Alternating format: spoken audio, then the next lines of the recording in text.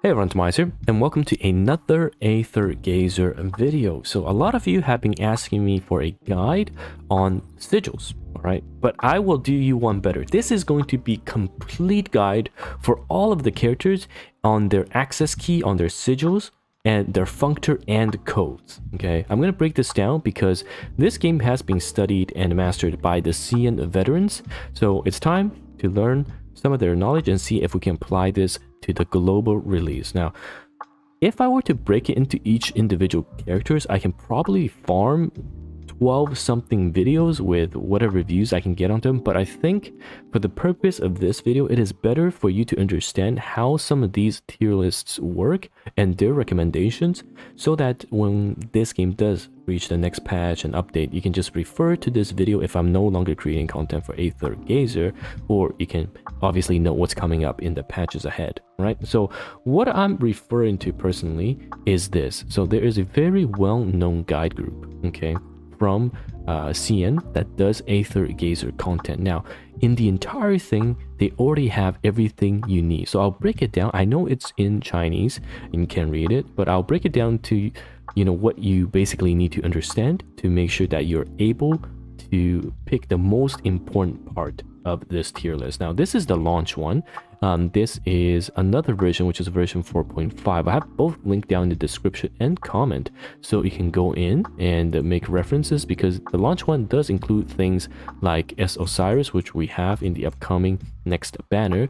But obviously in the version 4.5, which is about a month, if not more, it's going to have units that were not in the initial launch patch. So without further ado, let's take a look at how you can digest this. Well, first of all, it's okay, don't fret. Even if you cannot read any of this, you can make sure you understand the most important parts, and I will be working with someone to hopefully translate this, okay? Ideally, we'll translate into English and then post it somewhere for you guys to read. But in this tier list, you can see they have the tiers here. So tier 0 is of course our Tsukiyomi into 0.5. So if it's a purple background, it is the A rank version. If it's the orange background, it is the S rank version. Okay, so right off the bat, SSRs and SRs are differentiated from that. Now, you don't have to worry about the names. You can take a look at the tiers, and then of course the image will tell you who it is. On the right side, at the very top, okay, at the very top, these are your gear recommendations, which are your sigils, okay? So, for example, if we take a look at Tsukiyomi, okay, those are the sigil recommendations. So for Tsukiyomi, it's different because it says the second set, okay? Second set is better than the first set, even though this came on top. But for most of the other ones, you can see that this is for healing, this is for sub DPS, this is for single target, and this is for AoE. Now, you have some numbers. What those numbers mean are the slots. You can see that the red one, they want you to put it in slot 135.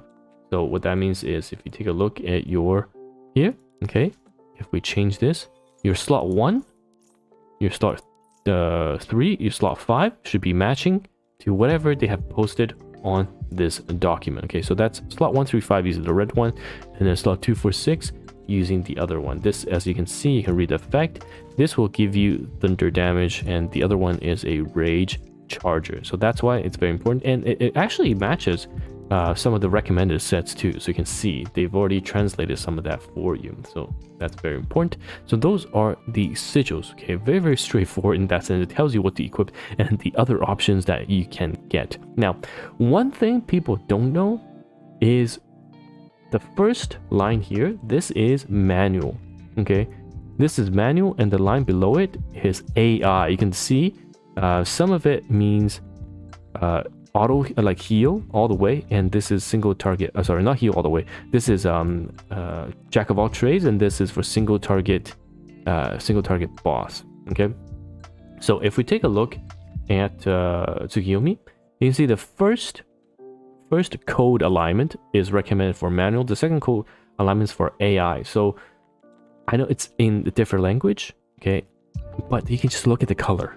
You can look at the color and you understand what they have basically been telling you. So the first is all red, and the only way to achieve all red is if you go imprint all here, right? So 3 red gives you all red text, right? So if the text in Chinese is going to be all red at the top one, then that means, okay, that means it's all red. Now, in the AI setup that they've written down here, it's 2 red and 1 yellow. And of course, the only way to achieve that is you can only remove the 3rd red and imprint the 1st yellow. So that is how you set things up. And same with S Poseidon, I followed the setup and here, which is, this is the jack of all trade version, which has got 3 colors, and that means it is the all 3 option. And this actually made a huge difference to me because, for example, when I built my A Poseidon, the purple one, right, I went the blue path, which is super heal, right? Super heal. I just want to keep my team alive. That's all I want to do. And then the red path is actually I can do damage as well, sub damage. But I went super heal, and what I didn't know, well, you would know if you read the skill. This, okay, this allows you to, in the last line, to heal the entire team and does not require target selection. Before this upgrade, when you heal it, you sometimes heal yourself if you quick tap, or sometimes you heal an ally. But this, you just quick tap and it heals everyone. Okay, and that's why they recommend it in the healing build. You want to go all blue. So again, I have all this in the description down below. You can take a look at the sigil recommendation, the code recommendation, and on the right, this is the functor recommendation. Okay, this is the functor recommendation. Now, the functor recommendation, not everyone will have the ability to pull for functors, especially if you're going to be pulling for dupes of the characters or trying to secure pity on some of the rate up units. And if you're free to play, functors are fantastic. It's very important for some units to have functors. For others, it's not must have. And you can see there are multiple options. Okay, so personally for me, right, the functor I have on my Tsukiyomi is actually the correct functor. So you can go to your access key and you can see that this is Shikigami, the Tsukiyomi one. You can see that this is the bonus it grants. Now, quick, I guess, interlude about functors. You pull functors out of the functor banner. Okay, you select whichever functor you want to pull. They've got different pathings, so you can see which faction they belong to, right? So for me, the ninjas are in this faction. And then once you pull, so this is the base girl, or base functor. Once you pull it, you can awaken it. I pulled 2. Okay, I pulled 2, so technically I can awaken it again. All you have to do once you have a base one is evocate, and it will turn into whatever functor that you need. You can see that they all have matching units. So for me, I pulled 2, right? I turned the one of the base pink girl and I evocate, and it turns into the one for Tsukiyomi. So that's essentially what happened. Okay, so again, taking a look at this, you should be ready from a basic point of view, knowing what access key functor you want, knowing what sigil you want, and knowing what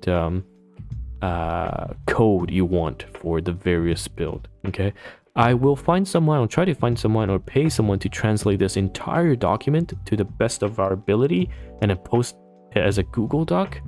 But no guarantee, because clearly Yulstar did not want to really market this game, so I don't know what they're cooking. I've reached out to them to hopefully see if there's any support. If not, then yes, I'll find someone, I'll pay someone to translate this, put it on Google Docs so everyone can kind of read what the other things they have to say. But until then, stay tuned. I'll try to make as many guides as I can on this channel, so you can subscribe, and you can, or you can just search my name and search Aether Gazer, and you can probably find guides that I make for the game. So anyhow, this video is long enough. Hopefully, okay, hopefully you'll be able to use this, and let's say you are Asura lover, you will know what sigils to run, and what functor to have, and what what pathing you want for a codes. But until next time, it is TimaeuSS here, and I'll see you guys in the next video. Goodbye now.